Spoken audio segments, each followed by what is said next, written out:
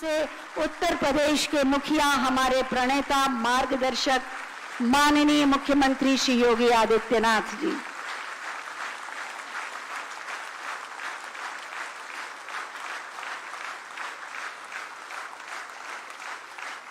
सभी से अनुरोध है अपने स्थान पर बैठ जाएं। अंतर्राष्ट्रीय वन दिवस पर आयोजित इस राष्ट्र स्तरीय आयोजन अरण्य समागम, जिसमें हम वानिकी संवाद के माध्यम से वनों के विस्तार, संरक्षण और वन जीवों के विकास और संरक्षण पर चर्चा करने के लिए देश के 17 राज्यों से एकत्रित हुए हैं। आप सभी का हार्दिक स्वागत है। विशेष रूप से माननीय मुख्यमंत्री महोदय का हम हृदय से स्वागत और अभिनंदन करते हैं। उनकी उपस्थिति, उनके विचार, उनका मार्गदर्शन हमारे जीवन को, कर्म को एक नया आयाम देता है। मैं चाहूंगी एक बार तालियों के प्रणाम आप सब मंच तक पहुंचाएं। और जो हमारी परंपरा रही है, अतिथियों का स्वागत।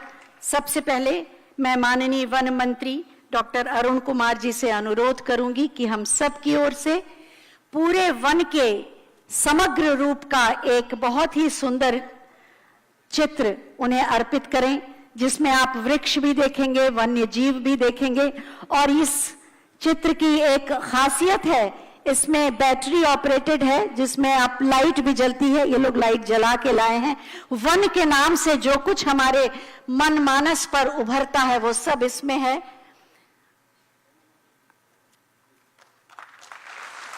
माननीय वन, पर्यावरण, जंतु उद्यान एवं जलवायु परिवर्तन मंत्री माननीय डॉक्टर अरुण कुमार जी दे रहे हैं।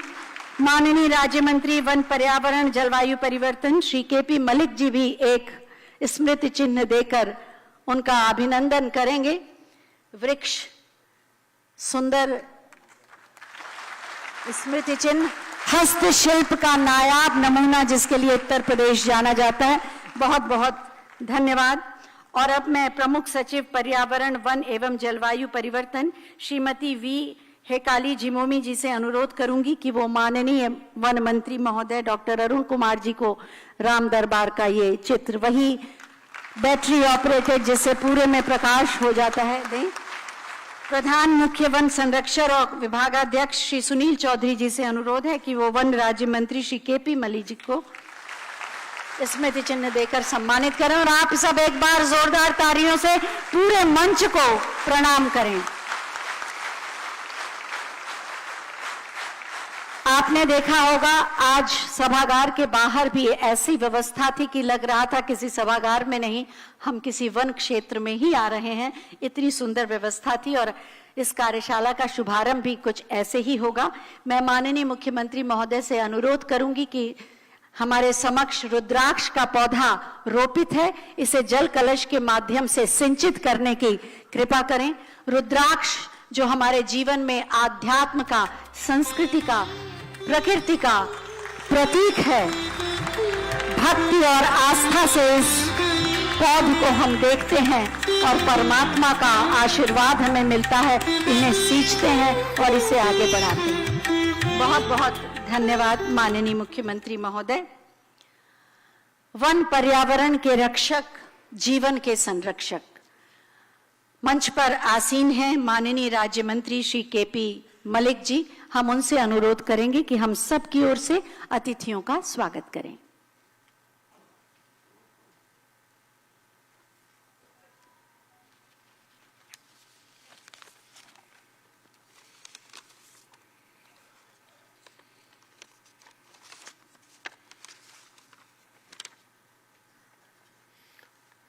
आज विश्व वानिकी दिवस के अवसर पर आयोजित इस कार्यक्रम में उपस्थित हमारे परिवार के मुखिया, हमारे रक्षक, मार्गदर्शक व प्रेरणा स्रोत, मुख्य अतिथि माननीय मुख्यमंत्री जी, विशिष्ट अतिथि के रूप में हमारे पर हम सबका ख्याल रखने वाले राज्य मंत्री स्वतंत्र प्रभार डॉक्टर अरुण कुमार सक्सेना जी,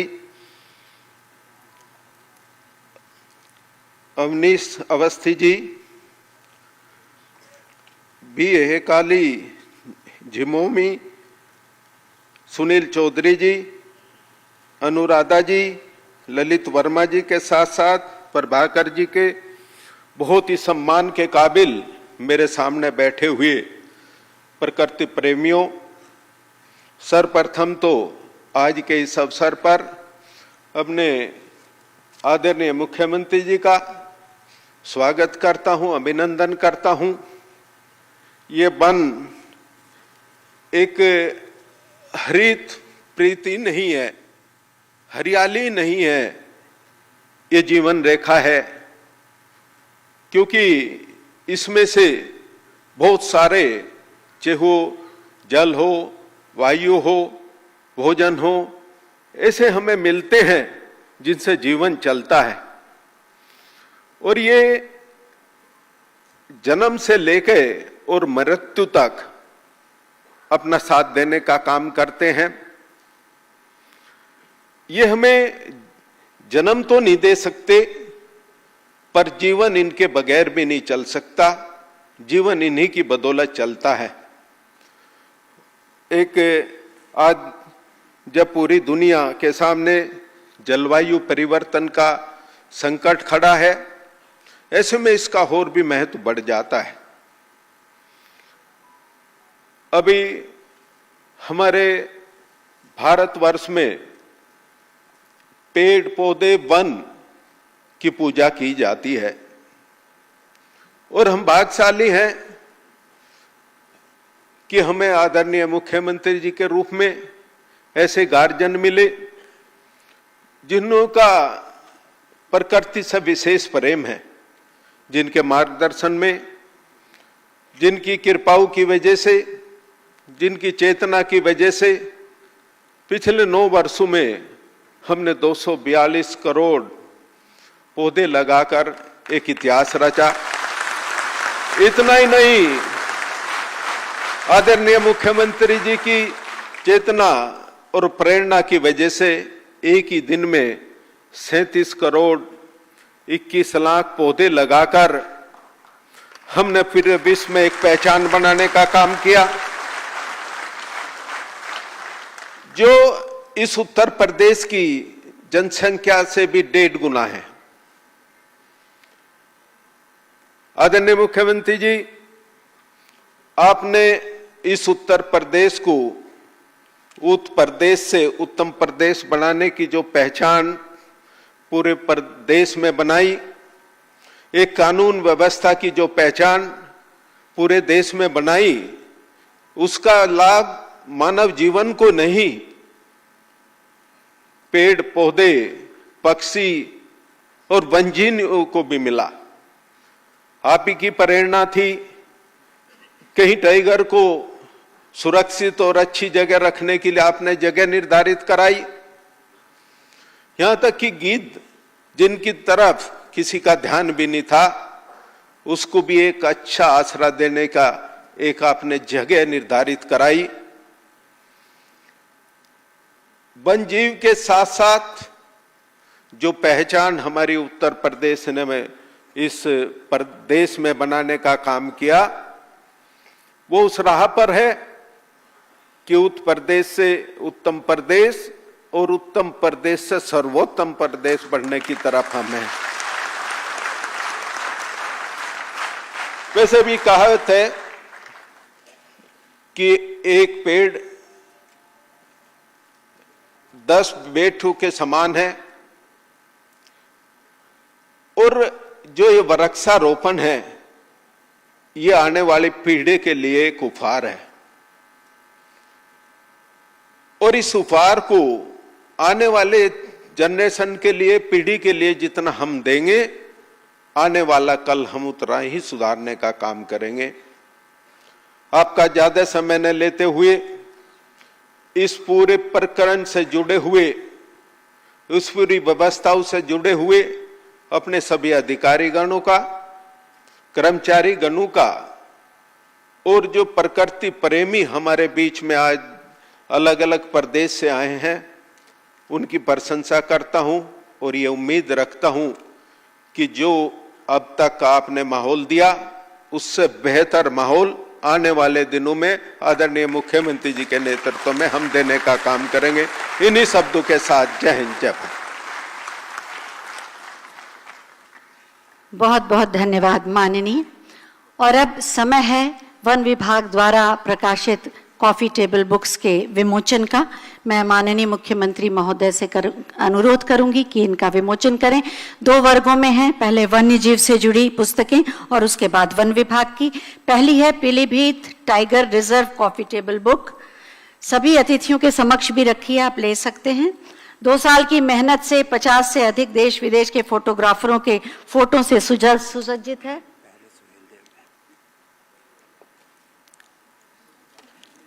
और उसके बाद सुहेलदेव वन्य जीव अभ्यारण्य पर आधारित ये पुस्तक, जो वहां की संस्कृति और विरासत का जीवंत चित्रण है। बहुत ही सुंदर पुस्तक, ज्ञान से भरी हुई। और इसके बाद वन विभाग के लिए की पुस्तकें 9 साल बेमिसाल,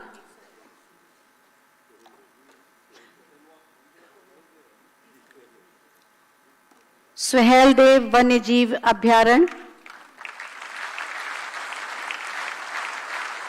सांस्कृतिक विरासत का जीवंत चित्रण, बाघ, तेंदुए, दुर्बल वनस्पतियों और थारू जनजाति की गौरवशाली परंपराएं इसमें विद्यमान हैं। और इसके बाद वन विभाग की 2 कॉफी टेबल बुक, 9 साल बेमिसाल। इसमें वानिकी के क्षेत्र में माननीय मुख्यमंत्री महोदय के मार्गदर्शन में जो अनुपम प्रयास किए गए उनका संकलन है, 9 साल बेमिसाल।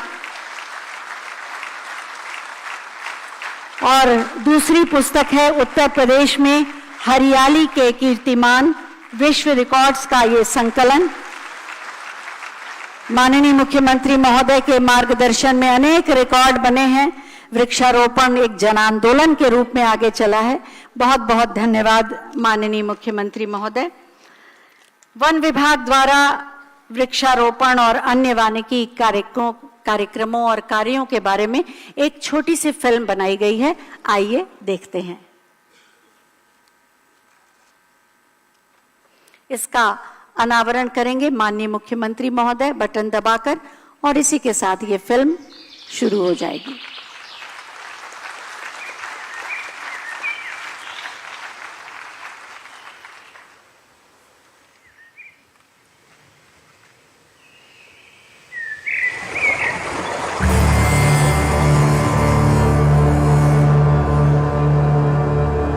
ये धरा है ऋषियों की, ये भूमि है क्रांति की, और अब ये पहचान है प्रकृति के प्रति अटूट भक्ति की। विश्व वानिकी दिवस के इस पावन अवसर पर उत्तर प्रदेश वन विभाग प्रस्तुत करता है एक ऐसा सफर जहां जड़ें मजबूत हुई हैं ताकि भविष्य की शाखाएं आसमान छू सकें।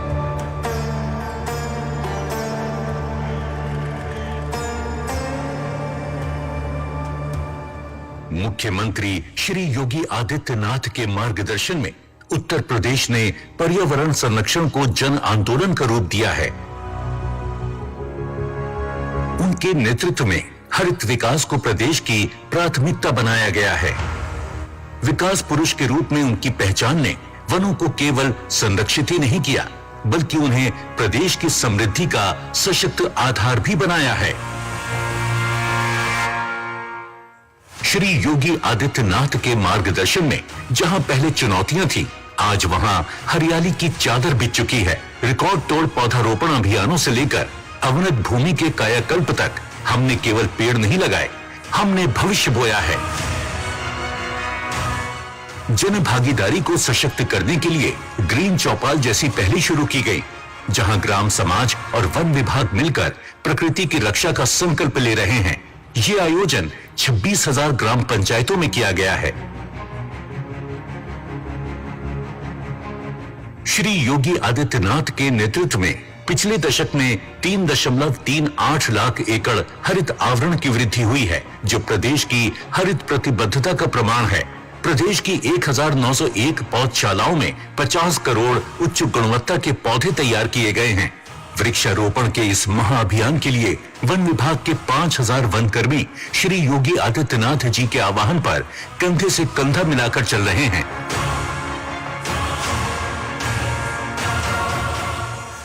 वन्य जीव संरक्षण के क्षेत्र में भी उल्लेखनीय प्रगति हुई है। चाहे राजकीय पक्षी सारस का संरक्षण हो या बाघों की बढ़ती संख्या, प्रदेश आज जैव विविधता का सुरक्षित गढ़ बन रहा है। विगत 5 वर्षों में 72 मिलियन टन कार्बन अवशोषण श्री योगी आदित्यनाथ के नेतृत्व में पर्यावरण संरक्षण की दिशा में एक महत्वपूर्ण उपलब्धि है। धरती माता के प्रति, अपनी स्वयं की मां के प्रति कृतज्ञता ज्ञापित करने का एक अवसर है। एक पेड़ मां के नाम, हम भी इस अभियान का हिस्सा बने और धरती माता को संरक्षित करने में अपना योगदान दें।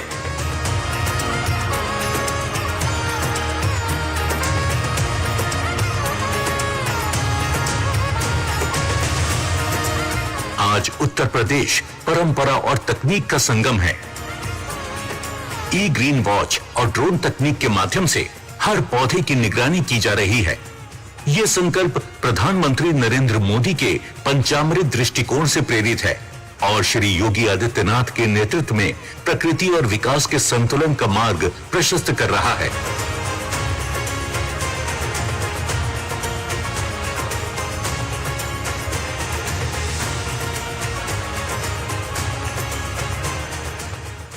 इसी कड़ी में एक अनोखा अभियान एक पेड़ मां के नाम के अंतर्गत हर नागरिक को अपनी मां के सम्मान में एक पौधा लगाने के लिए प्रेरित किया जा रहा है, ताकि स्नेह, संस्कार और प्रकृति का ये रिश्ता और भी गहरा हो सके।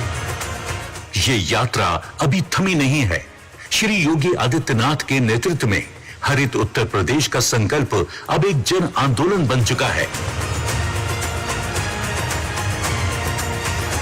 सशक्त वन, समृद्ध जन, वनों के माध्यम से विकसित होता उत्तर प्रदेश।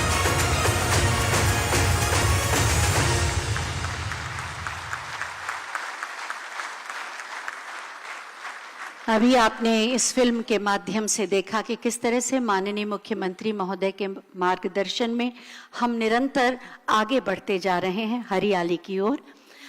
हमें हर्ष होता है कि आज राज्य से 17 राज्यों से पूरे देश के वन बल प्रमुख यहाँ पर उपस्थित हैं, कैंपा के सीईओज उपस्थित हैं, विभागाध्यक्ष उपस्थित हैं, जो आज वानिकी के क्षेत्र में क्या क्या परिवर्तन हो सकता है, किस तरह से उनका आधुनिकीकरण हो सकता है और मानव वन्य जीव संघर्ष को हम किस तरह से कम करके वन प्रबंधन कर सकते हैं, इस पर विचार विमर्श करेंगे।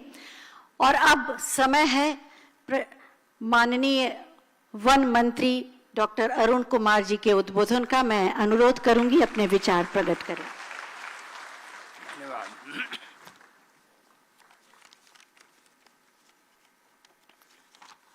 आज दिनांक 21/3/2026 जो कि अंतर्राष्ट्रीय वन दिवस के रूप में पूरी दुनिया में मनाया जा रहा है और आज हम लोग यहाँ इस समागम के रूप में इस दिन को मना रहे हैं।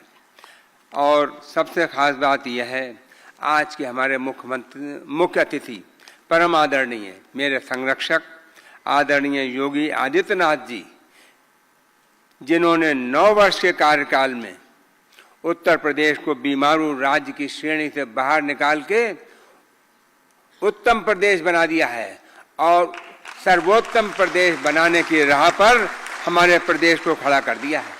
कानून व्यवस्था के जो सुधार किया है वो और राज्य के तथा और देशों के लोग मानते नहीं हैं।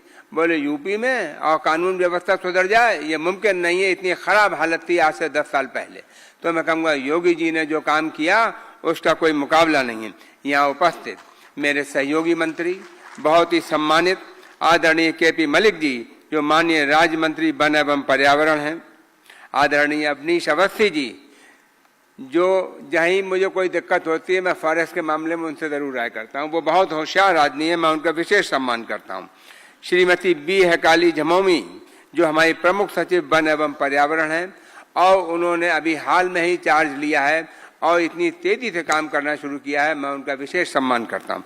यहाँ उपस्थित श्री सुनील चौधरी जी, जो हमारे प्रधान मुख्य वन संरक्षक हैं और विभाग अध्यक्ष हैं, उनके काम का कोई मुकाबला नहीं है। आप लोगों ने जहाँ से घुसे और यहाँ तक आए हैं, हर जगह यहाँ पर भी हरियाली देखी होगी, इसके लिए मैं सुनील चौधरी जी को बधाई देता हूँ। यहाँ उपस्थित बी प्रभाकर जी, यहाँ उपस्थित अनुराधा वेमरी जी, ललित वर्मा जी, यहाँ उपस्थित अनुराधा वेमरी जी और सब यहाँ उपस्थित सम्मानित मंच साथियों, यहाँ पर जो हमारे विभिन्न प्रदेशों से आए हुए हैं उनका मैं विशेष सम्मान करता हूँ। फॉरेस्ट विभाग के अधिकारीगण लगभग कितने स्टेट से आए हुए हैं चौधरी साहब? 17 स्टेट के अधिकारी यहाँ आए हुए हैं, उन सभी का मैं विशेष सम्मान करता हूँ। यहाँ उपस्थित हमारे विभाग के सभी अधिकारीगण, कर्मचारीगण, सम्मानित भाइयों, अति सम्मानित बहनों, प्रेस के बंधुओं, आज 9 वर्ष के कार्यकाल में योगी जी ने जो काम कर दिया उसका कोई मुकाबला नहीं है। मैं उन्हें चंद लाइनों में कहना चाहूंगा।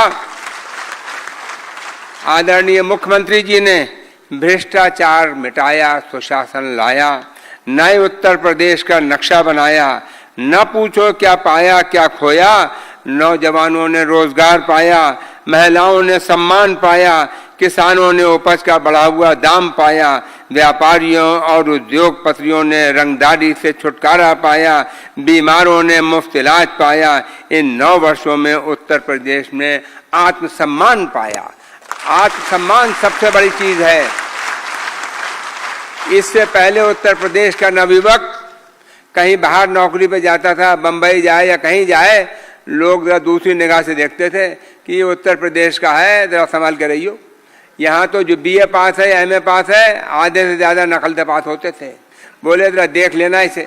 तो उत्तर प्रदेश के नवयुवक की यह हालत थी, लेकिन आज स्थिति बदली हुई है। आदमी उत्तर प्रदेश के आदमी को सम्मान से देखता है। तो मैं सबसे बड़ी बात तो यही कहूँगा, हमारे योगी जी के समय में हमारे उत्तर प्रदेश के नागरिकों ने आत्मसम्मान पाया।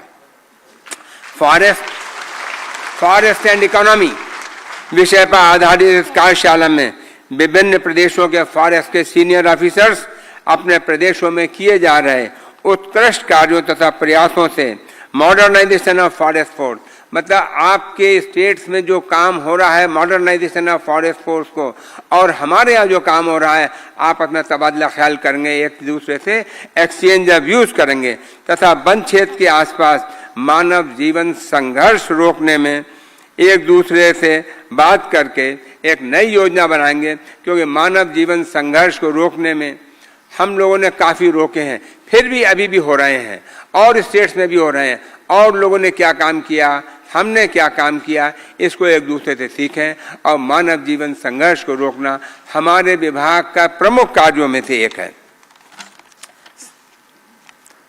साथियों, आज जो आपकी कॉन्फ्रेंस होगी, दिन भर आपस में लेक्चर्स होंगे, एक दूसरे से तबादला ख्याल होगा, एक्सचेंज ऑफ व्यूज, और हम चाहेंगे उसमें एक बात निकल के आए, हम जंगलों को कैसे सुरक्षित रखें, वन्य जीवों को कैसे सुरक्षित रखें, मानव से जीवों को कैसे सुरक्षित रखें, और जीवों को मानव से कैसे सुरक्षित रखें। इस सब में आप जो हमें आज एक पॉलिसी उसके बाद हम लोग बनाएंगे ताकि इसको रोकें। साथियों, मोदी जी कहते हैं ग्लोबल वार्मिंग हो रही है। दुनिया वालों, जरा सोचो आगे आने वाले बच्चों को हम कैसी दुनिया छोड़ के जाएंगे।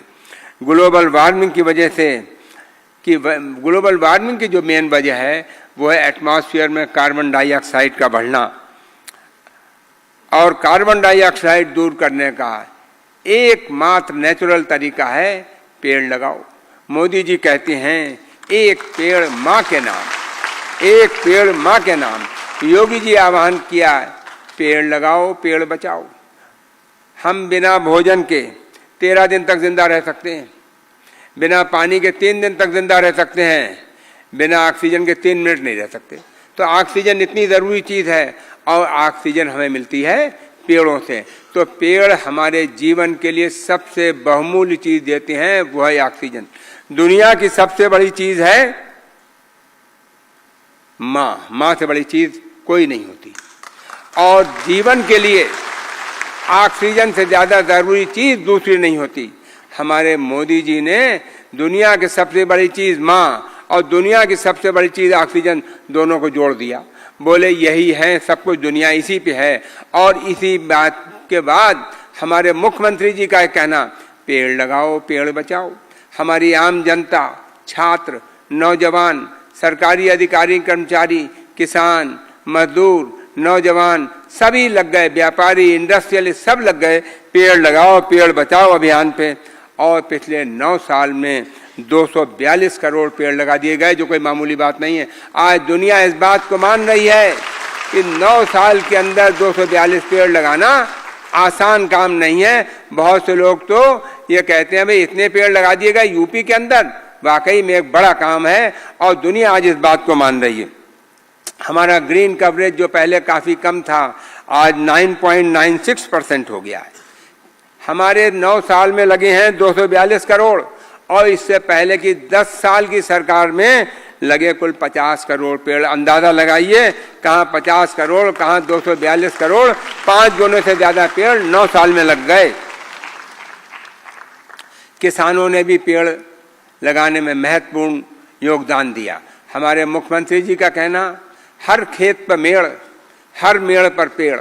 अगर खेत पे मेड़ होगी तो पानी रुकेगा और ग्राउंड वाटर रिचार्ज होगा। इसके साथ ही साथ अगर खेत पे मेड़ पे ऐसा पेड़ है जो टिम्बर है, सीधा ऊपर जाता है और शाखें काट दी जाएं तो सीधा ऊपर जाएगा, नीचे छाया भी कम रहेगी और एग्रीकल्चर प्रोडक्शन पे कोई खास असर नहीं पड़ेगा। और जब वो 5-6 साल में जब तैयार हो जाएगा तो अच्छी खासी कीमत पे बिक रहा है।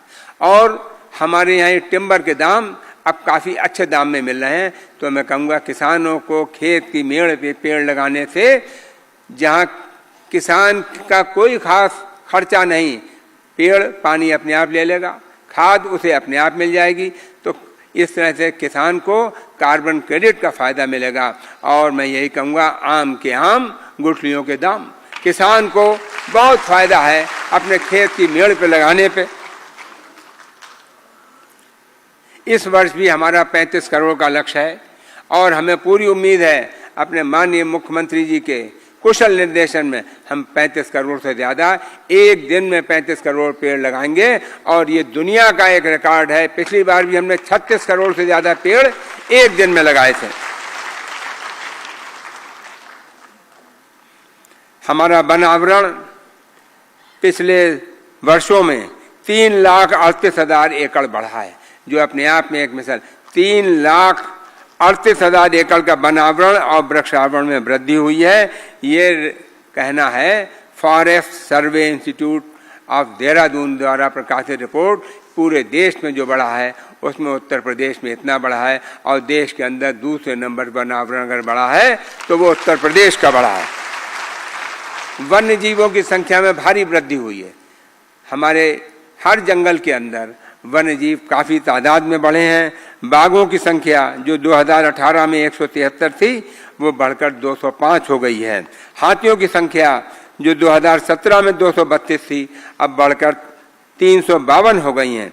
इसी प्रकार सारस, गेंडे, शेर आदि की संख्या काफ़ी वृद्धि हुई है। गंगा डॉल्फिन जो पूरे राष्ट्र में 6,327 हैं, लेकिन उत्तर प्रदेश के अंदर 2,357 हैं। मतलब कुल की 1/3 से ज्यादा सिर्फ उत्तर प्रदेश में है और गंगा के अंदर है। और ये डॉल्फिन जहाँ होती है वो नदी रीजनेबल क्लीन मानी जाती। तो गंगा अब हमारी जब से साफ हुई है, हमारे योगी जी के नेतृत्व में इतना बड़ा कुंभ हुआ, गंगा स्वच्छ हुई और जहाँ 66 करोड़ लोगों ने डुबकी लगाई कुंभ के अंदर, वहीं हमारी डॉल्फिन ने भी उछाल लगाई गंगा में। और लोगों को देखते ही बना कि अब तो गंगा इतनी साफ हो गई कि डॉल्फिन इतनी बड़ी मात्रा में आ गई। इको टूरिज्म के बारे में मैं कहूँगा, इको टूरिज्म का बोर्ड बनाया गया है, इको टूरिज्म बढ़ाया जा रहा है। और इसके लिए हमारा जो इको सेंसिटिव जोन होता है, पहले हमारे जंगल पीलीभीत, दुधवा, इनके पास 10 किलोमीटर का था कि 10 किलोमीटर तक जंगल से कोई काम नहीं हो सकता, कोई कंस्ट्रक्शन नहीं हो सकता। लेकिन अब ये हमारे योगी जी के नेतृत्व में इसको 1 से 2 किलोमीटर कर दिया है, कहीं पे 1 किलोमीटर, कहीं 2 किलोमीटर। इस तरह से जंगल के 2 किलोमीटर की दूरी पे होटल्स बनेंगे, रिसॉर्ट्स बनेंगे, होम स्टे बनेंगे। हमने लोगों से होम स्टे बनाने के लिए कह दिया है और होम स्टे बड़ी तादाद में बनना शुरू हो गए हैं। इससे कई फायदे, जो लोग हमारे घूमने आएंगे उनको होम स्टे मिलेगा, लोकल लोगों के साथ रहने का मौका मिलेगा, उनका कल्चर समझने का होगा, उनका खान पान का होगा और साथ ही साथ उन लोगों की आमदनी भी बढ़ेगी। तो इस तरह से हमारी इकोनॉमी और ख़ास तौर से उस जंगल के पास के लोगों की इकोनॉमी में महत्वपूर्ण फर्क आएगा। और हम ये चाहते हैं कि हमारे जंगल के लोगों की इकोनॉमी और बढ़े। इसके लिए हमने माननीय मुख्यमंत्री जी के नेतृत्व में वहाँ की सफारी गाड़ी, वहाँ के सफारी के ड्राइवर, वहाँ के गाइड्स और अन्य लोग सब आसपास के ही रखे हैं ताकि आसपास के लोगों को रोजगार मिले। कैंटीन में कहा गया है जो थाली बनाओ, जो खाना बनाओ वो तो बनाओ, एक डिश लोकल बनाओ। जैसे जहाँ थारू जाति रहती है उनसे कहा गया है एक डिश अपनी थारू जाति की बनाओ ताकि लोगों को पता लगे कि हमारे आदिवासियों का किस तरह का खान पान है। हमारे इस कार्यकाल में दुधवा टाइगर रिजर्व के में एरोप्लेन सर्विस के लिए एयरपोर्ट बनने का भी बात चल रही है और जल्दी ही वो बनेगा। हेलीकॉप्टर सर्विस अवेलेबल है। तो मैं कहूँगा इस तरह से हमारे टाइगर रिजर्व के लिए हर मुमकिन सहूलियत सरकार के द्वारा उपलब्ध कराई जा रही है। गोरखपुर के अंदर जटायु संरक्षण केंद्र एवं प्रजनन केंद्र की स्थापना की गई है। शहीद अशफाक उल्लाह खां प्राणी उद्यान जो बहुत बड़ा काफ़ी अच्छा प्राणी उद्यान है, उसका भी शिलान्यास इसी कार्यकाल में हुआ है, इन 9 वर्षों में हुआ है। दुनिया की 5वीं नाइट सफारी, हिंदुस्तान की पहली नाइट सफारी उत्तर प्रदेश में बनने जा रही है, वो भी लखनऊ में। उसके लिए हम लोग बहुत प्रयासरत हैं। मुझे उम्मीद है जल्दी ही उसका शिलान्यास किया जाएगा। वन मुख्यालय की ग्रीन बिल्डिंग भी जल्दी ही बनना शुरू होगी। गोरखपुर में forest university, forest and horticulture university का भी शिलान्यास जल्दी ही होगा और यह फॉरेस्ट यूनिवर्सिटी अपने आप में एक होगी, उत्तर प्रदेश की पहली फॉरेस्ट यूनिवर्सिटी होगी और देश की प्रमुख फॉरेस्ट यूनिवर्सिटी में से होगी, जिसका कार्य जल्दी ही शुरू होगा। और इसमें हम लोगों को फॉरेस्ट के बारे में नॉलेज देंगे, हॉर्टिकल्चर के बारे में देंगे, ताकि उन्हें पता लग सके कि किस तरह से हम अपने जंगल को बढ़ाएं और किस तरह से हम सब्जियों का उत्पादन करें। इस कॉन्फ्रेंस के बाद हमारे यहाँ के जितने लोग हैं इस कॉन्फ्रेंस में, वो ये तय करेंगे कि हम क्या नीति दें, उत्तर प्रदेश में किस तरह से मैन एनिमल कॉन्फ्लिक्ट रोकें, एनिमल्स का बेहतरी करें, जंगल की बेहतरी करें और यहाँ की इकोनॉमी बढ़ाएं। इको टूरिज्म से यहाँ की इकोनॉमी इतनी बढ़ेगी जो कि यहाँ की इकोनॉमी में एक महत्वपूर्ण योगदान होगा। इन्हीं शब्दों के साथ मैं आप सबका अभिनंदन करता हूँ, वंदन करता हूँ, नमन करता हूँ और अपने संरक्षक आदरणीय योगी जी का बहुत बहुत धन्यवाद करता हूँ कि वो हम लोगों के आए और हमारा हमेशा उत्साहवर्धन करते हैं। बहुत बहुत धन्यवाद। बहुत बहुत धन्यवाद माननीय, आपके बहुमूल्य विचारों के लिए। और अब समय है आम जनमानस, सामाजिक संगठन, वन विभाग के कर्मचारियों को सम्मानित करने का और किसानों को क्रेडिट चेक देने का। मैं माननीय मुख्यमंत्री महोदय से अनुरोध करूंगी कि वो ये प्रशस्ति पत्र प्रदान करें। सबसे पहले वानिकी क्षेत्र में मानव वन्य जीव संघर्ष में आम जनमानस के किए गए उत्कृष्ट कार्यों की श्रेणी में हम सम्मानित करेंगे 10 वर्ष के श्री अच्छे लाल जी को। अच्छे लाल जी आप आ जाएं, ऊपर आए। तेंदुए के आक्रमण से आपने स्वयं को और अपने पिता को बचाया पूरी बहादुरी और सूझबूझ के साथ। आगे जाएं, आगे जाएं।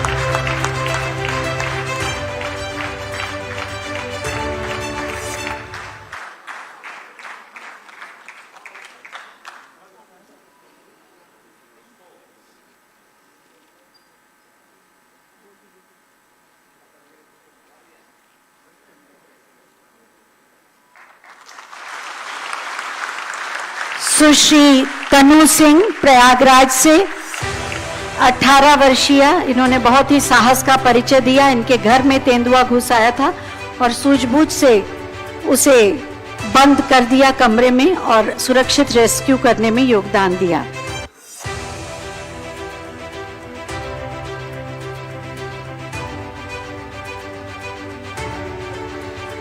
सुश्री तनु सिंह 18 वर्षीय प्रयागराज से, आपने अपने घर में घुसे तेंदुओं को कमरे में बंद किया और सुरक्षित रेस्क्यू में योगदान दिया। इसके बाद बारी है वानिकी एवं वन्य जीव क्षेत्र में वन विभाग के कर्मचारियों द्वारा उत्कृष्ट कार्य करने के लिए। इस क्रम में श्री पुष्पेंद्र सिंह, उप क्षेत्रीय अधिकारी मुरादाबाद, श्रीमती रीना शर्मा, माली एटा वन प्रभाग,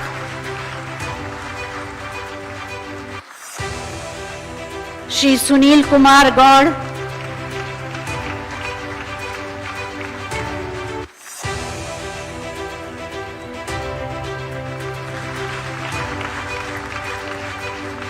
श्री शिवम कुमार, और उसके बाद सामाजिक संगठनों द्वारा किए गए उत्कृष्ट कार्य में श्री विजेंद्र सिंह,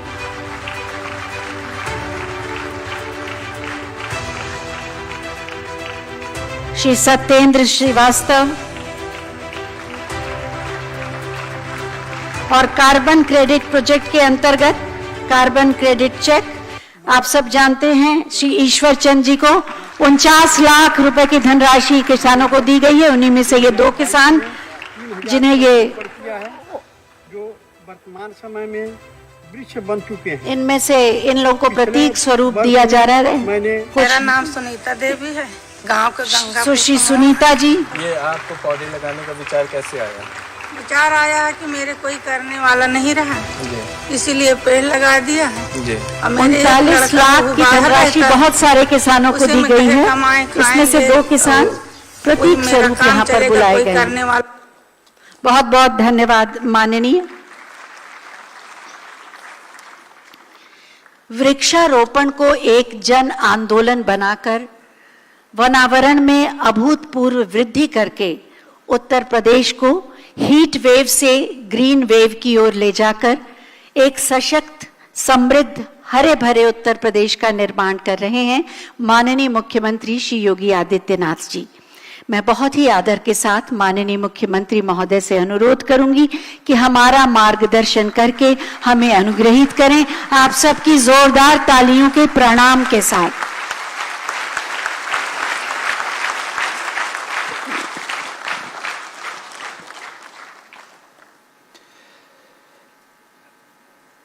अंतर्राष्ट्रीय वन दिवस के अवसर पर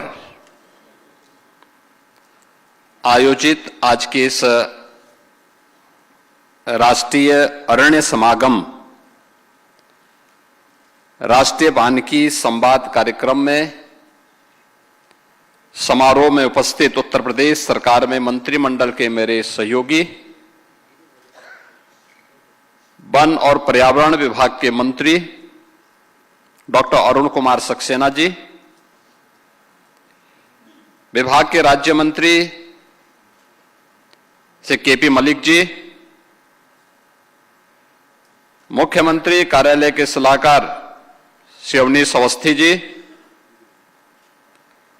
प्रमुख सचिव वन, पर्यावरण, जंतोद्यान और जलवायु परिवर्तन विभाग श्रीमती हेकाले जी मोबी, प्रधान मुख्य वन संरक्षक और विभागाध्यक्ष सुनील चौधरी जी, प्रधान मुख्य वन संरक्षक वन्यजीव श्रीमती अनुराधा वेम्बरी जी, श्री बी प्रभाकर जी, श्री ललित वर्मा जी, वन और पर्यावरण विभाग से जुड़े हुए हमारे सभी वरिष्ठ अधिकारीगण, देश के अलग अलग राज्यों से आए हुए वन विभाग के हमारे सभी वरिष्ठ अधिकारीगण, इस पूरे क्षेत्र से जुड़े हुए सभी विशेषज्ञगण और उपस्थित बहन और भाइयों, मैं सबसे पहले अंतर्राष्ट्रीय वन दिवस के अवसर पर हर एक वन प्रेमी को हृदय से बधाई देता हूं और आज के इस राष्ट्रीय अरण्य संवाद कार्यक्रम के अवसर पर आप सभी का जो देश भर से आए हुए वन विभाग से जुड़े हुए और प्रकृति प्रेमी हैं, उन सब का मैं उत्तर प्रदेश की राजधानी लखनऊ में हृदय से स्वागत करता हूं। वन का महत्व क्या है, यह भारत की वैदिक कालीन परंपरा से लेकर के और आज के जब पूरी दुनिया के अंदर हम सबके सामने जो वर्तमान की चुनौतियां आई हैं, इन सभी चुनौतियों के समय में हर एक व्यक्ति ने प्रकृति के साथ हो रहे खिलवाड़ के दुष्परिणामों को झेला है। उस चुनौती का सामना वह कर रहा है और इन्हीं सब चुनौतियों के बारे में हमारे ऋषियों ने हमें एक बात कही थी। उनका उद्घोष था कि धरती हमारी माता है, हम सब इसके पुत्र हैं। माता भूमि पुत्रोहम पृथिव्या। हर पुत्र का दायित्व क्या होता है मां के प्रति, कि मां के साथ किसी भी प्रकार का कोई खिलवाड़ न हो, उसके सम्मान में, उसकी सुरक्षा में, उसके संरक्षण में। और मुझे लगता है कि दुनिया भर के हर एक नागरिक को इस बात को सोचना चाहिए कि उसके स्तर पर किए जाने वाले प्रयास में कहां चूक हुई है कि आज जो वैदिक कालीन सभ्यता इस बात का उद्घोष करती थी, आज वहां पर आप देख रहे होंगे पूरा एक जो मौसम चक्र है इसमें व्यापक बदलाव, ग्लोबल वार्मिंग और ग्लोबल कूलिंग की जो समस्याएं हमारे सामने पैदा हुई हैं, यह एक नई चेतावनी हम सबको दे रही है। और उन स्थितियों में जो भारत की ऋषि परंपरा ने सदैव हमें इस बारे में कहा है, जिसके बारे में हमारे राज्य मंत्री ने भी इस बारे में चर्चा की थी कि 10 कूप समावापी 10 वापि समो हृदय, 10 हृदय समम पुत्रो 10 पुत्र समो द्रुम। यानी 10 कुओं के समान एक बावड़ी है और 10 बावड़ियों के समान एक तालाब, 10 तालाबों के समान एक पुत्र है और 10 पुत्रों के समान एक वृक्ष है। यानी प्रकृति में एक वृक्ष की महत्ता क्या है, इसको सर्वोपरि माना गया है, सर्वोपरि माना गया है। और इसीलिए हम सब इस बारे में जानते हैं कि वन जीवन का आधार और प्रकृति के संतुलन का भी एक महत्वपूर्ण आयाम प्रस्तुत करता है। यदि वन है तो जल है, जल है और वन है तो वायु है, और अगर वायु है तो जीवन है। यानी जीवन की कल्पना इसके बगैर नहीं कर सकती है। और इसीलिए वैश्विक दृष्टिकोण और थीम को ध्यान में रखते हुए हम सब ने भी इस बार जो अपनी इस वर्ष की थीम रखी है, फॉरेस्ट एंड इकोनॉमिक्स, यह थीम दिखाती है कि हमें पारिस्थितिकी संतुलन को बनाए रखने के लिए वनों से आर्थिक विकास और उससे मानव कल्याण के लिए कैसे हम उसको बेहतरीन तरीके से आगे बढ़ा सकते हैं, यह हम सबकी वर्तमान की जो चुनौतियां हैं उसी थीम के अनुरूप यह हम सबको अपनी कार्य योजना प्रस्तुत करनी होंगी।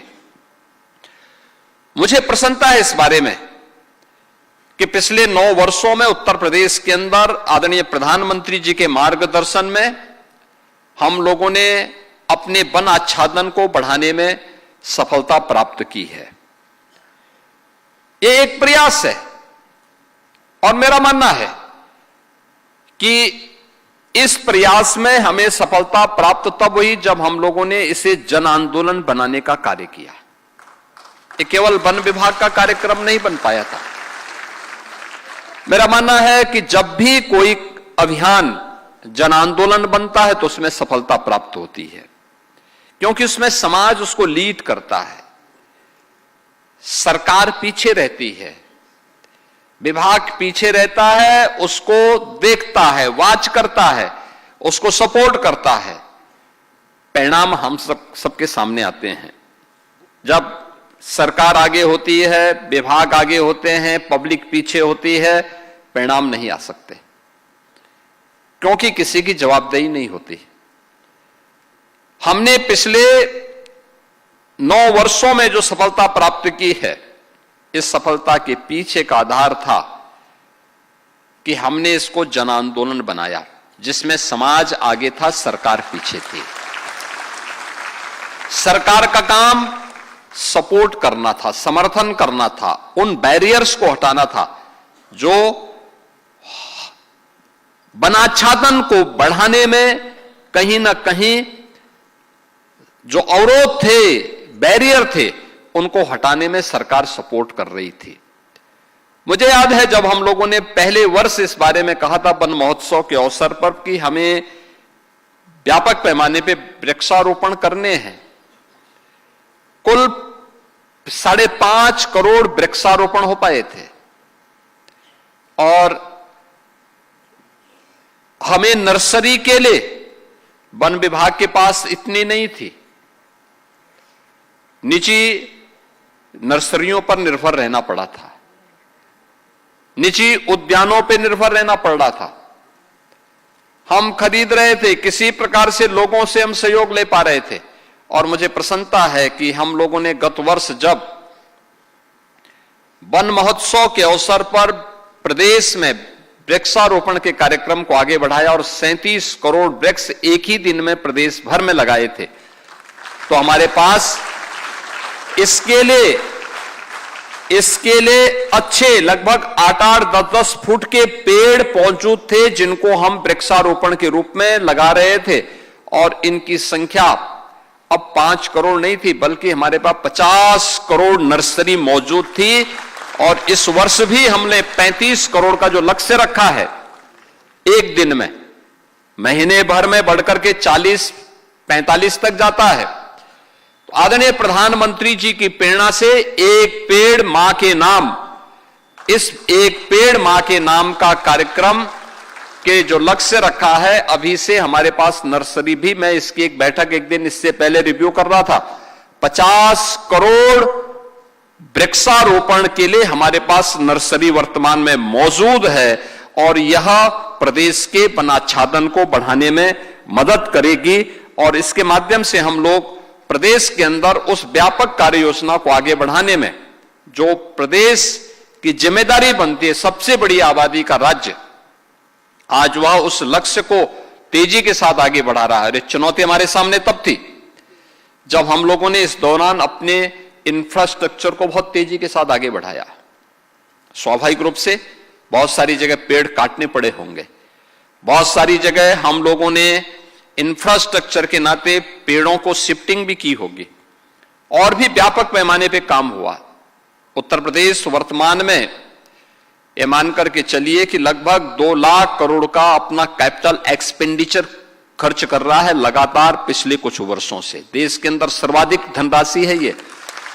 तो सबसे बड़ा इंफ्रास्ट्रक्चर प्रदेश के अंदर पर, धनराशि इंफ्रास्ट्रक्चर पर खर्च होने के बावजूद उत्तर प्रदेश का वन आच्छादन बढ़ना एक सुखद अनुभूति कराता है। और मुझे लगता है कि चीजें दिखती हैं कि हम इन कार्यक्रमों को आगे बढ़ा सकते हैं, और उसी का परिणाम था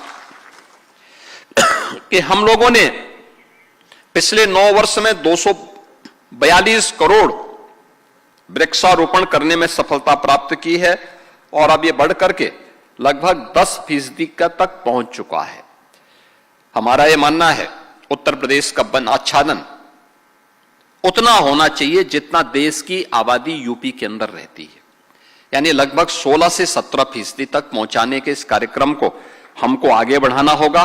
और इस दिशा में हम लोगों ने 17 में केवल एक हमारे पास रामसर साइट थी, आज इसकी संख्या बढ़कर के 11 हुई है, और हमारा प्रयास है कि हम इसकी संख्या को बढ़ा करके बहुत शीघ्र 100 तक ले जाने की दिशा में आगे बढ़े हैं।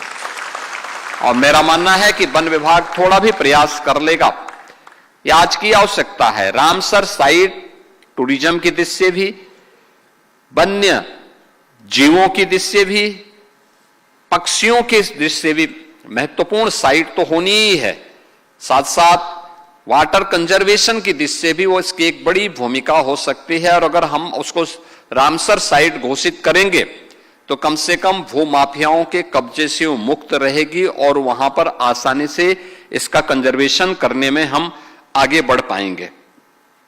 हमें इस दिशा में विभिन्न प्रकार के पहल इस दौरान हम विभाग के स्तर पर हुए हैं, जिसमें अटल वन है, एकलव्य वन है, त्रिवेणी वन है, ऑक्सी वन है, सिटी वन है, ये सभी प्रकार की स्थापना के कार्यक्रम हुए। गंगा और यमुना जैसी पवित्र नदियों के किनारे, सरयू जैसी पवित्र नदियों के किनारे व्यापक वृक्षारोपण के कार्यक्रम चले हैं।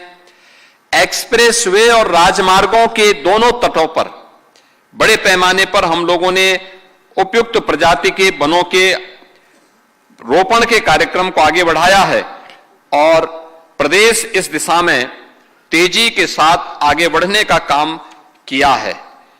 हमारे प्रदेश के अंदर इस दौरान हम लोगों ने 1 डिस्ट्रिक्ट 75 डिस्ट्रिक्ट यूपी के अंदर हैं, हर जिले के अंदर एक नदी के पुनरुद्धार के कार्यक्रम को भी अपने हाथों में लिया है। और मेरा मानना है, मैं आपको बताते हुए प्रसन्नता है कि हमारे लगभग सभी जनपदों ने कम से कम एक नदी का पुनरुद्धार का कार्य सफलतापूर्वक अपने अपने जनपद में किया है। इसमें जौनपुर में पीली नदी जनपद के में सफलता की एक नई कहानी है, ऐसे जालौन के अंदर हुआ है। उत्तर प्रदेश देश के अंदर पहला राज्य है, आपने देखा होगा अभी हम लोगों ने कार्बन फाइनेंस प्रोजेक्ट के अंतर्गत कार्बन क्रेडिट के लिए कृषकों को भी धनराशि वितरण का कार्य किया और उत्तर प्रदेश देश का पहला राज्य है जिसने इस दिशा में अपने कार्यक्रम को आगे बढ़ाया है। दुधवा नेशनल पार्क, इसमें इको टूरिज्म को बढ़ावा देने के लिए भी सरकार ने अपने स्तर पर कार्यक्रम को आगे बढ़ाया। इसमें तमाम प्रकार के कनेक्टिविटी के मुद्दे को लेकर के लखनऊ से, बरेली से वहां की कनेक्टिविटी को बेहतर बनाने के लिए और एयर कनेक्टिविटी को भी हम लोगों ने वहां पर प्रभावी बनाया है। और आज प्रदेश के अंदर वन पर आधारित जो उद्योग हैं, जो इस वर्ष की थीम भी है, इस प्रकार के लगभग 2467 ऐसे ग्रीन इकोनॉमी मॉडल के जो वन आधारित उद्योगों की स्थापना का कार्य भी लगभग यानी 2467 ये अब तक यूपी के अंदर स्थापित हुए हैं। हम सबको इस बारे में ध्यान रखना होगा, जो चीजें हमारे सामने आई हैं और जिस बातें हमारे सामने हैं। अक्सर हम जाते हैं, किसी भी जू में आप जाएंगे, किसी भी हम अगर किसी नेशनल पार्क में जाते हैं तो हर एक व्यक्ति वहां एक चीज देखने के लिए जाता है और मैं अक्सर इस बात को देखता हूं, वहां हिरन को देखने कम जाते हैं, बाघ को देखने ज्यादा लोग जाते हैं। अक्सर मैं देखता हूं, मैं देखता था गोरखपुर में प्राणी उद्यान बना है, जब शुरू में वहां टाइगर नहीं था तो मैं बच्चों से कहता था तुम लोग गए कि नहीं गए वहां, तो स्कूली बच्चे कहते थे कि गए थे लेकिन आता था। मुझे बड़ा संकोच होता था, भई अब हमने बड़ी मेहनत करके उसको चालू किया है और सब लेकिन कहते हैं। और अब मैं देखता हूं कि वहां प्रतिदिन 8 से 10 हजार लोग आते हैं उस जू में। अब कोई लेकिन नहीं बोलता क्योंकि अब वहां कई टाइगर हो गए, टाइगर हैं, लोग बड़े उसके साथ जाने के देखते हैं। ये जो टाइगर है ना, वो ठीक है, एक चुनौती है हमारे सामने कि कभी कभी वन्य मानव वन्य संघर्ष होता है और उत्तर प्रदेश देश का पहला राज्य है जिसने मानव वन्य संघर्ष को आपदा की श्रेणी में लेकर के अपनी ओर से सहायता देना प्रारंभ किया। लेकिन एक जो हमारे सामने है, मैं अक्सर इस बात को देखता हूं, तो ठीक है उसके सामने कुछ चुनौतियां होंगी, उनकी संख्या बढ़ गई होगी, नेपाल के अंदर व्यापक पैमाने पे वहां पे वृक्ष काटे गए, वहां पर इल्लीगल जो कटान हुई है, इसके नाते भी वहां के भी वन्य जीव उत्तर प्रदेश के अंदर ही इस पूरे हमारे दुधवा में और उसके अगल बगल के जो पार्क हैं उसमें आए हैं। लेकिन वन्य जीव हमला अचानक नहीं करता है। अगर कोई, मैं करता हूं, लेपर्ड वगैरह को छोड़ दें तो सामान्यतः टाइगर अचानक हमला नहीं करता है। हाँ, अगर उसके छोटे बच्चे हैं, उसके बीच में कोई व्यक्ति जाता है, क्योंकि हम लोगों ने तो बचपन से हम देखते हैं टाइगर कभी अचानक हमला नहीं करता है, लायन अचानक हमला नहीं करता। हां, उसके क्षेत्र का अतिक्रमण करके हम जबरन करने का प्रयास करें। जब उसको लगता है कि मुझ पे हमला कोई कर सकता है तभी वह हमला करता है, अन्यथा नहीं हमला करता। क्योंकि मैं बचपन से उनकी प्रकृति को जानता हूं, देखता हूं। क्योंकि मेरा जन्म जहां हुआ था, मेरे घर से मुश्किल से 50 मीटर की दूरी से जंगल प्रारंभ हो जाता था, और जंगल प्रारंभ होता था, हम लोग देखते थे, कभी छेड़ता नहीं था, उसने कभी हमें नुकसान नहीं पहुंचाया, हमारे पशुओं को कभी नुकसान नहीं पहुंचाया, कभी नहीं। लेकिन अगर हम उसके साथ, उसकी सुरक्षा के साथ खिलवाड़ करेंगे तो स्वाभाविक रूप से वो हिंसक होगा, या उसका दायरा हम सीमित करने का प्रयास करेंगे तो हिंसक होगा। और इसीलिए प्रदेश सरकार ने उस समय की चुनौती को ध्यान में रख करके जो हमारे सामने आई थी, मैं तो देख रहा था अभी पिछले दिनों, गत वर्ष एक टाइगर यहां सीतापुर में आया, उसने एक भी मानव को क्षति नहीं पहुंचाई। वो कर्तनिया से या फिर दुधवा से ही आया होगा, और यहां आकर के बहुत यंग था, लगभग 7-8 वर्ष का था, और कई दिनों तक रहा। उसको पकड़ने के लिए तमाम प्रयास किए गए, रेस्क्यू के लिए अनेक टीमें लगी। मेरी चिंता यह थी कि कोई इसको मार न दे, क्योंकि लोग मांग करने लगते हैं किसी के पशु को नुकसान पहुंचाएगा तो।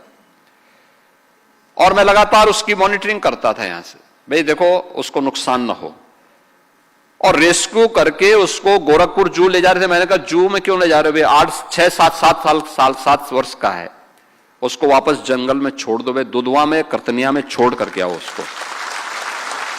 और मुझे अच्छा लगा कि वन विभाग के लोगों ने उसको रेस्क्यू करने के उपरांत उसने कोई जनहानि नहीं की, और उसको सफलतापूर्वक फिर रेस्क्यू करके वापस वन के अंदर लेके चले गए और वहां रह रहा है। यानी वन है तो बाघ है, बाघ है तो जैव विविधता है, और जैव विविधता है तो हमारी जीव सृष्टि है, जीव सृष्टि है तो मानव सभ्यता है। इसलिए वन संरक्षण यह केवल मानव सभ्यता के लिए नहीं, जीव सृष्टि के लिए अत्यंत महत्वपूर्ण है। और इसलिए जीव सृष्टि में सर्वश्रेष्ठ कृति ईश्वर की मनुष्य है, तो मनुष्य की सबसे बड़ी नैतिक जिम्मेदारी बनती है कि हम इस ऑनरशिप को अपने ऊपर लें, और वन के संरक्षण के लिए हम अपने स्तर पर प्रयास करें। हम लोगों ने इस वर्ष भी वन विभाग के बजट को अच्छा खासा किया है। देखिए, कुछ विभाग ऐसे होते हैं जहां पर पैसे के लिए हम कभी हाथ नहीं बांधते, पर्याप्त मात्रा में धनराशि उपलब्ध करवाते हैं। जैसे सुरक्षा के मुद्दे पर हम लोग जब आए थे तब से आज की तुलना में अगर उत्तर प्रदेश के अंदर सुरक्षा के मुद्दे पे बजट आप देखेंगे तो ये कई गुना हम लोगों ने बढ़ा करके दिया है। हम लोगों ने कहा यहां कॉमन मैन की सुरक्षा के साथ कोई खिलवाड़ नहीं हो सकता। ऐसे फॉरेस्ट में भी हम लोगों ने सामाजिक वानिकी के लिए 800 करोड़ रुपए विभाग को दिए हैं, पौधशाला प्रबंधन के लिए 220 करोड़ दिए हैं, वन बल आधुनिकीकरण के लिए इनको 10 करोड़ दिए हैं, रानीपुर टाइगर रिजर्व के संरक्षण के लिए 50 करोड़ का कार्पस फंड भी दिया है, क्लीन एयर मैनेजमेंट के लिए 194 करोड़ दिए हैं, और वानिकी विश्वविद्यालय के लिए जो बनने जा रहा है उसके लिए भी 50 करोड़ रुपए इन्हें उपलब्ध करवाए हैं। और प्रदेश के अंदर मुझे याद है 2017 के पहले गांगे डॉल्फिन लगभग समाप्त सी हो गई थी।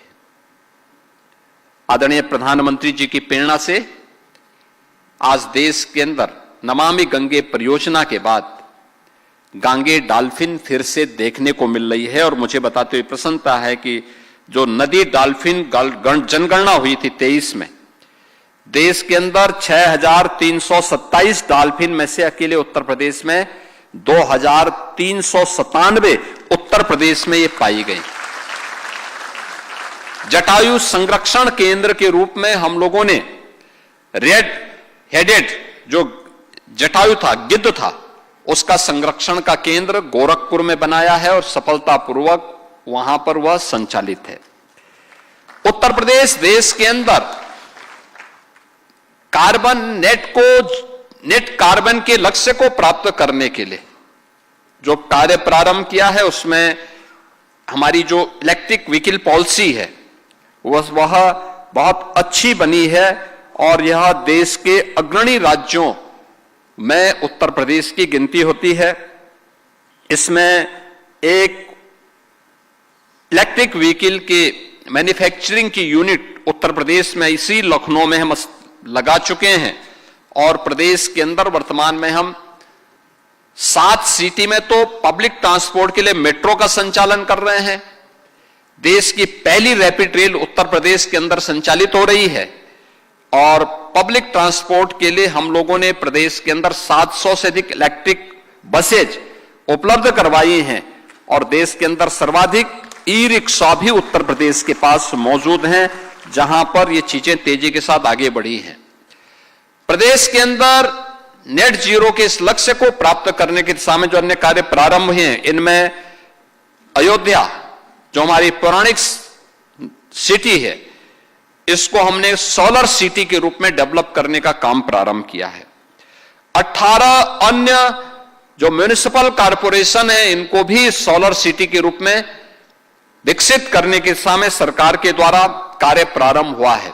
प्रधानमंत्री जी की महत्वाकांक्षी जो योजना है कि पीएम सूर्य घर मुफ्त बिजली योजना, इसमें 1400 मेगावाट से अधिक विद्युत उत्पादन की क्षमता के अब तक 4 लाख रूफटॉप सोलर हम स्थापित कर चुके हैं। आप अनुमान करें 1400 मेगावाट का विद्युत उत्पादन उसके माध्यम से हो रहा है और हम लोगों ने 2022 में एक लक्ष्य रखा था कि हम अगले 5 वर्ष के अंदर यानी 2027 तक 22,000 मेगावाट की रिन्यूएबल एनर्जी विकसित करेंगे और इस दिशा में हमने कार्य प्रारंभ किया है।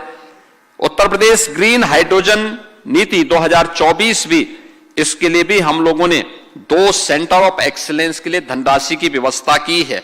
यह उत्तर प्रदेश के अंदर वन संरक्षण के लिए, प्रदेश के अंदर वन आच्छादन को बढ़ाने के लिए, प्रदेश के अंदर नेट जीरो के लक्ष्य को और कार्बन क्रेडिट का लाभ अन्नदाता किसानों को प्राप्त हो, मानव वन्य जीव संघर्ष को रोकने के लिए और मानव वन्य जीव को आपदा की श्रेणी में घोषित करने के लिए किए गए प्रयासों और सरकार के द्वारा दी जाने वाली सहायता का एक क्रम है।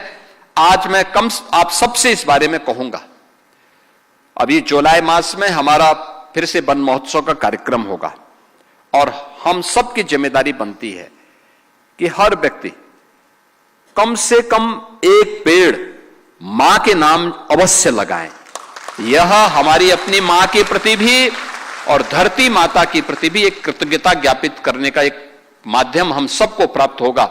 आज के इस अवसर पर मैं एक बार फिर से अंतर्राष्ट्रीय वन दिवस के अवसर पर आज का जो एक कार्यक्रम हुआ है, यहां पे अनेक कॉफी टेबल बुक्स विभाग ने यहां पे आज विमोचित करवाई हैं और मैं उनसे कहूंगा ये केवल विभाग तक सीमित न रहे, हर मंत्री को भी उपलब्ध करवाएं। हर एयरपोर्ट पर, हर रेलवे स्टेशन पर और विश्वविद्यालयों के निजी और गवर्नमेंट के निजी विश्वविद्यालय हों, चाहे वह गवर्नमेंट के विश्वविद्यालय हों, चाहे वह एग्रीकल्चर के यूनिवर्सिटीज हों और वन विभाग के हर एक कार्यालय में भी एक कॉफी टेबल बुक जानी चाहिए, क्योंकि बहुत कुछ उसमें रोचक जानकारियां मिलती है और उपलब्धियों से जुड़ी हुई एक महत्वपूर्ण उपलब्धियां भी उसके साथ जुड़ी होती हैं। एक कॉफी टेबल बुक वहां तक हमें पहुंचाने का कार्य करना चाहिए। पहुंचवाएंगे तो विभाग के बारे में लोगों को एक सही जानकारी मिल पाएगी।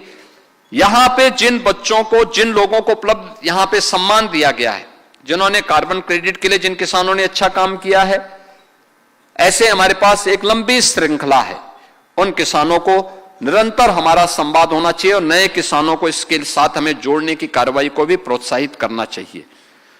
वन से जुड़े हुए जो हमारे कास्ट से जुड़े हुए उद्योग हैं, इसको भी हमें प्रोत्साहित करने की दिशा में, अगर कोई किसान अपने खेत पर पेड़ लगा करके उसमें मदद करता है तो हमें उसको परमिशन देने में किसी भी प्रकार की कोताही नहीं बरतनी चाहिए। हां, शर्त जोड़नी चाहिए, एक पेड़ काटोगे कम से कम 10 पेड़ लगाओगे, उसका वेरिफिकेशन होना चाहिए और उसको जियो टैगिंग करने की व्यवस्था करनी चाहिए, तब किसान प्रोत्साहित होगा। हमें अन्य विभागों के साथ भी बेहतर संवाद को आगे बढ़ाना चाहिए। और जो हम लोगों ने पहले इस बारे में कहा था कि विरासत वृक्ष घोषित करने की कार्रवाई, 100 वर्ष पुराने जितने पेड़ हैं उनको विरासत वृक्ष के रूप में आगे बढ़ाना। आप देखेंगे देश के अंदर सबसे पुराना वृक्ष कोई है तो यहां बाराबंकी में ही है।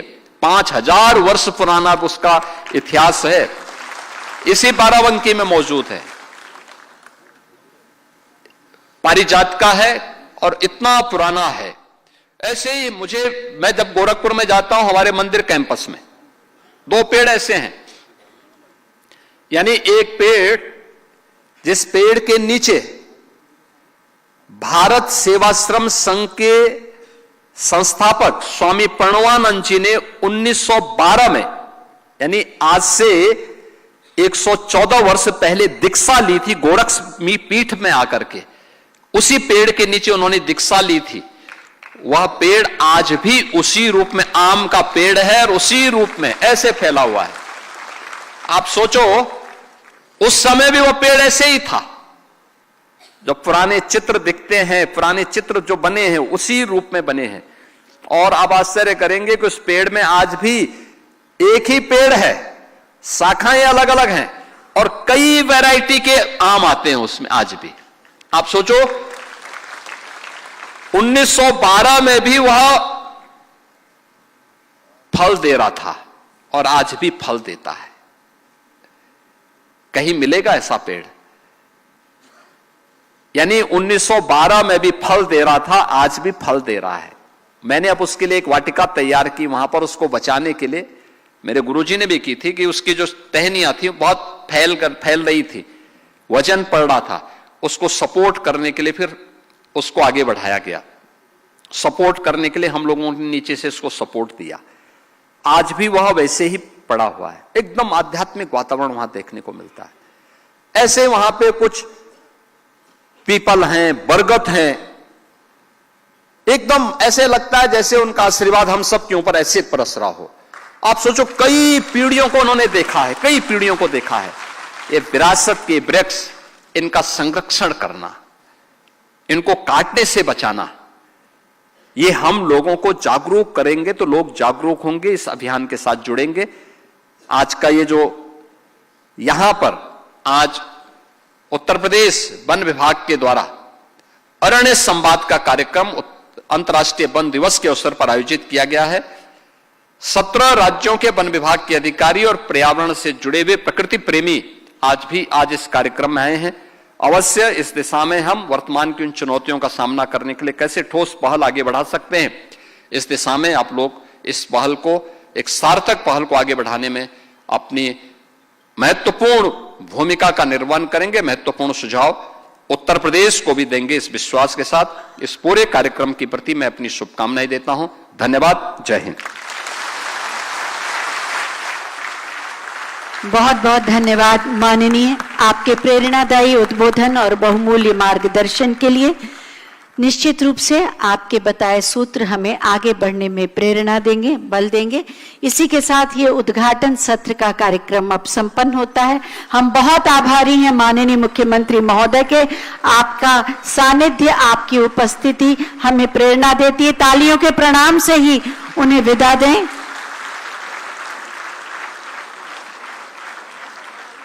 हम आप सभी को बताना चाहेंगे कि आप सभी के लिए सूक्ष्म जलपान की व्यवस्था नेपच्यून हॉल में है। अन्य राज्यों से आए विशिष्ट अतिथिगण एवं प्रदेश के प्रभागीय वनाधिकारी से